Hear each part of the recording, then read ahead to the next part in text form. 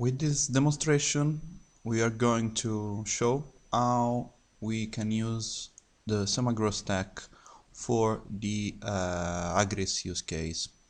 In particular, what we would like to show is how we can easily use a recommender system on top of the SemaGrow Stack to intersect the Agris database with the crawler database, which was produced in the context of SemaGrow. And then how easy is to change the SemaGrow stack in order to intersect Agris with another database without the need to modify the code of the recommender system. So in the screen now there is the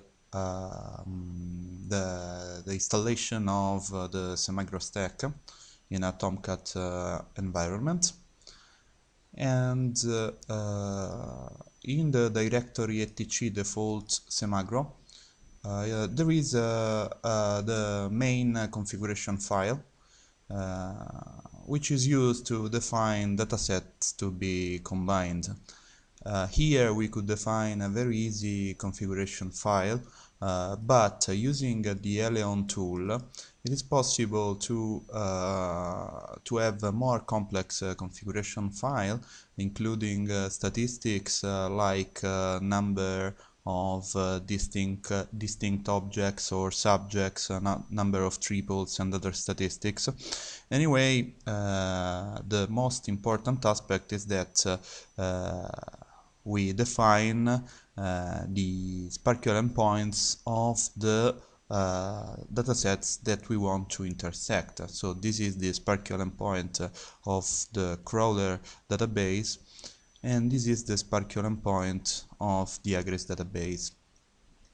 Now, once we have defined the metadata.ttl file, we can use the recommender system.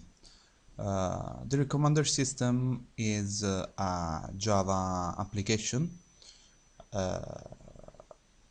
and it is configurable. So there is this default.properties file that is used to define some important parameters. First of all, the type of the workflow that we want to use. Using the federated mode, we are using SemaGrow to intersect different datasets, while using the individual mode means that we need to define two different SPARQL endpoints in the configuration file, but this may lead to the needs of modifying the source code of the recommender system in order to cope with different SPARQL endpoints.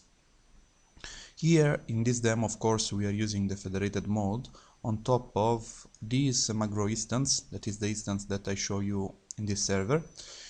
We say that we want 5 recommendations of the type crawled document. This is commented because it's the type of the dataset that I'm going to show you in few minutes.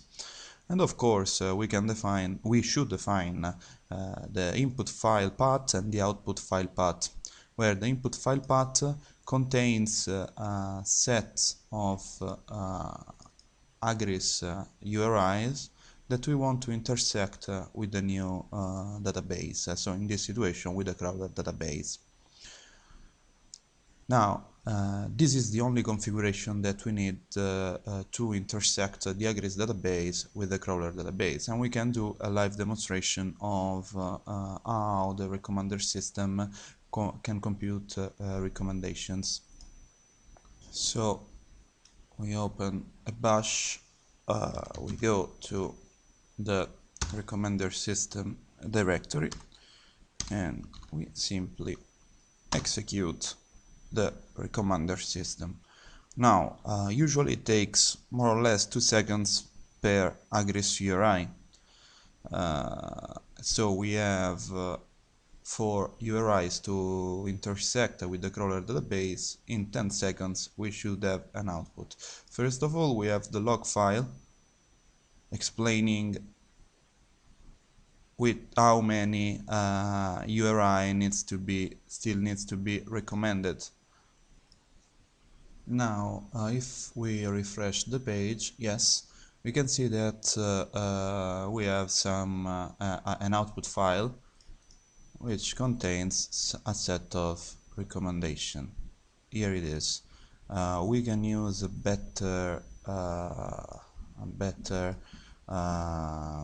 visual editor to see XML files, since the recommendations comes as RDF XML.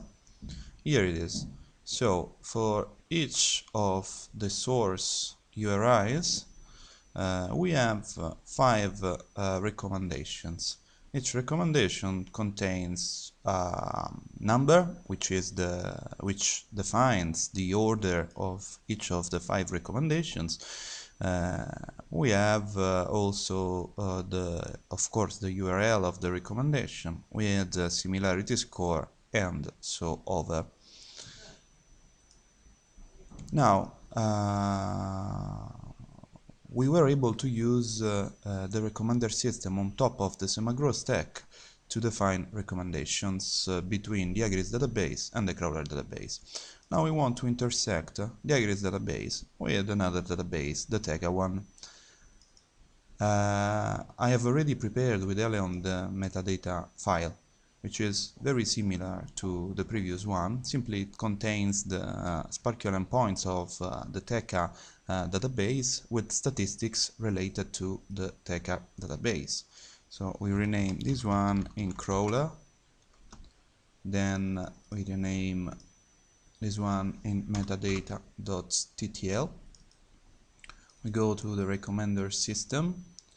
In the default properties, we use as target RDF type the type of the Tega database, and we can also change the name of the output file.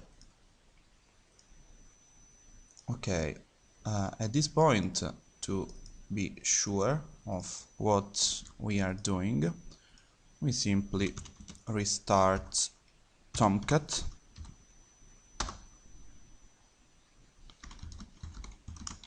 Let's check if everything is fine. Yes, and we start Tomcat again.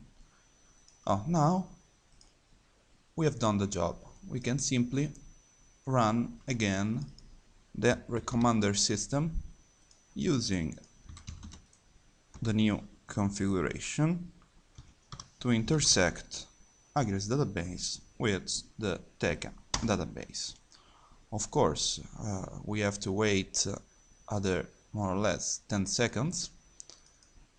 You can see that we are starting the job from scratch,